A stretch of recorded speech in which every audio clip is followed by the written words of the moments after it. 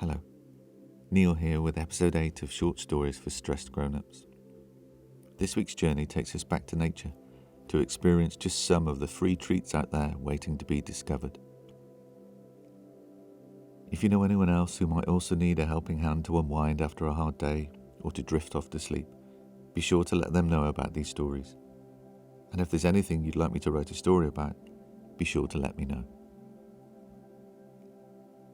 Okay. Just before we start, take a moment to get yourself comfortable.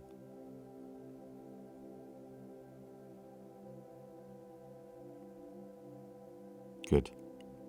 Now close your eyes and take a couple of deep breaths.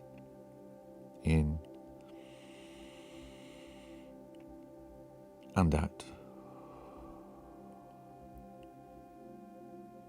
In and out.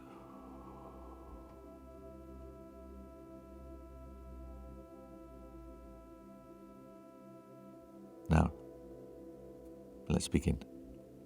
Today's story is called Forage.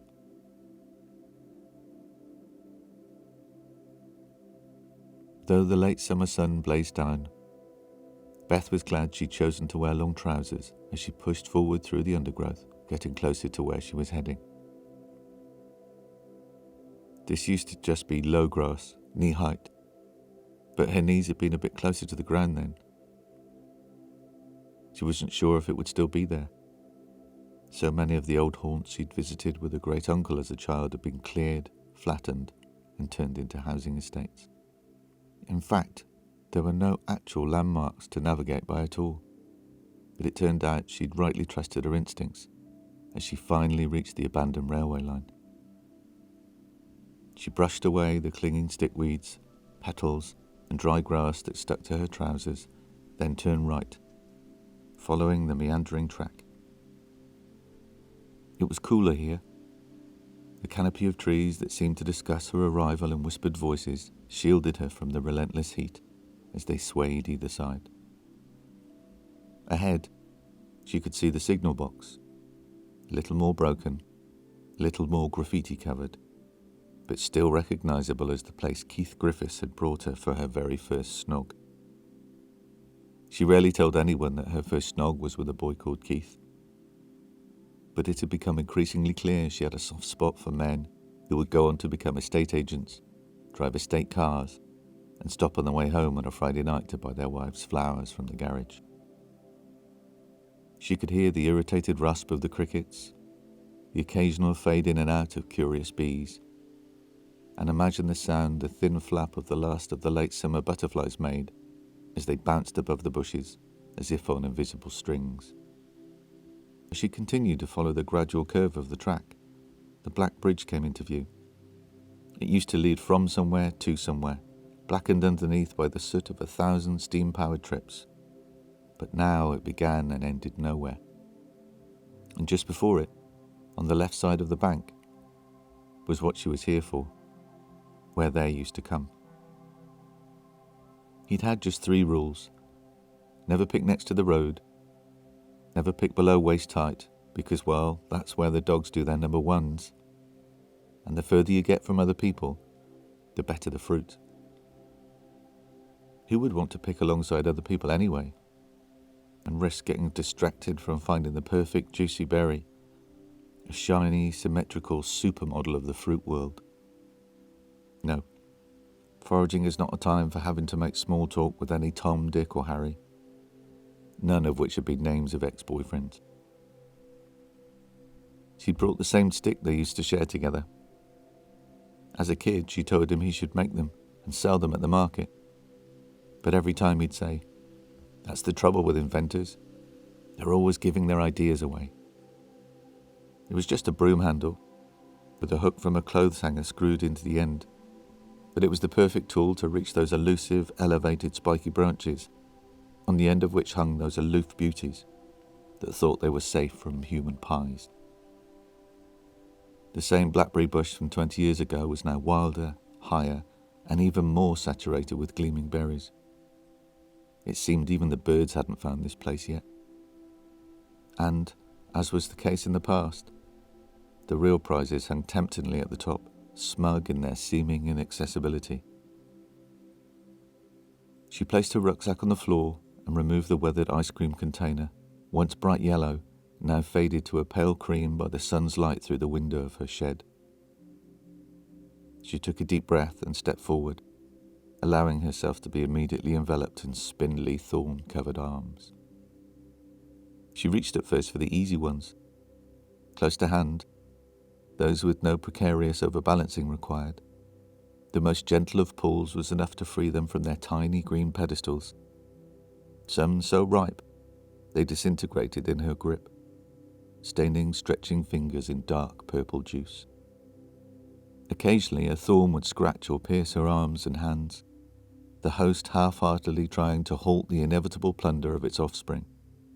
But she continued, spurned on as each scrape, each prick into purple fingertips, reminded her of happy times. And then came those overhangers, those elusive specimens raised out of reach of ordinary humans, now hooked into reaching range by Great Uncle Albert's remarkable berry stick. Each one seemed to stubbornly cling that little bit tighter, but they were no match for expert fingers, versed in the perfect balance of squeeze and pull, bare arms being sure to avoid each emptied branch as it pinged back into place. She saved the best one until last. With her tub now brimming over with bounty, there was only one final resting place for her ultimate find. She popped it into her mouth, bit down and tasted the sharp then sweet juice, her teeth gently crushing tiny seeds that her tongue would satisfyingly dig out from between them later. She smiled, closed her eyes, and saw her great uncle, his bright yellow tub also brimming over, smiling back. On her way back, she stopped at the abandoned orchard. Through a set of broken metal gates that hung from crumbling walls, proudly stood at least 30 apple trees evenly spaced. Their shadows stretched long over the unkempt grass surrounding them. Next to each, now hidden, rusted in the verdant depths, had been a metal plaque, displaying the names of each variety. Every tree bore a completely different apple, some dark green, some light, some tiny and dark red, some with the texture and colour of faded greensward, some almost neon bright, flecked with rose-tinted love bites. She wanted to take one of each, but there was only room in her rucksack for 9, and another 4 in her trouser pockets. She looked forward to the stares of curious onlookers, speculating on the cause of her bulging thighs as she made her way home amongst the commuters. The sun was lower now, coursing over her lawn and flooding through the wide open double doors that led into her kitchen. The worktops were dusted in a fine layer of flour. Pans, sticky with the sugary residue of blackberry and apples, lay piled in the sink. Jars full of dark purple jam, each with a handwritten label reading Blackberry and Apple, Railway and Old Orchard 2021, stood lined up in rows. Beth opened the oven, a sudden waft of hot air blowing her shiny brown hair across her face as she pushed a pie tin onto the middle shelf. On top of the bone-white pastry, glistening with egg wash, sat 2 capital letters, an A and a B. She closed the oven door, undid her berry-stained apron, and draped it over an oak dining chair, one of 4 sitting around an ancient-looking wooden table. She picked up a phone, turned it on, the screen lighting her face blue as it sprang into life. It immediately buzzed, a notification appearing on screen, message from Tom. She paused, looking at the phone for a moment, then, without reading the message, placed it back on the table. She went to the chopping board, sliced another thin sliver of lemon, and added it to the ones already floating in her half-finished G&T. She picked up a book which was lying face down, spine broken halfway through on the worktop. And, with the smell of the pie already hanging temptingly in the air, she left the orange glow of the kitchen, went out into the garden, and sat on her reclining chair, cool drink in hand, to watch the sun slowly set over the forest beyond.